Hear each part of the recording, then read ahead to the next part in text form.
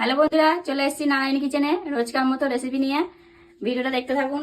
Recipe হচ্ছে এটা কি মাছ আপনারা বলুন। এই মাছের ঝাল হবে, কমেন্ট করে জানাবেন এটা কি মাছ।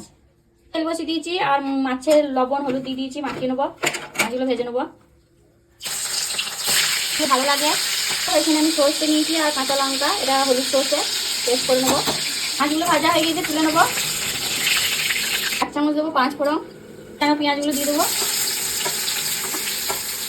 এখানে টমেটো একসঙ্গে ভেজে নেবো। দিয়ে দেবো পরিমাণ মতন হলুদ, লবণ, সেই বাটা পেস্টটা দিয়ে দেবো। ঝোলটা ফুটে এসেছে, ভেজে রাখা মাছগুলো দিয়ে দেবো। এই দেখুন মাছের ঝাল কমপ্লিট হয়ে গেছে। এই দেখুন মাছের ঝাল কমপ্লিট হয়ে গেছে। এই ভিডিওটা যদি ভালো লাগে একটা লাইক সাবস্ক্রাইব করে দেবেন, কমেন্ট করে জানাবেন কেমন হয়েছে। আর এখানে রান্না আছে করলা ভাজা, কচুর তরকারি, আর এটা মাছের টক।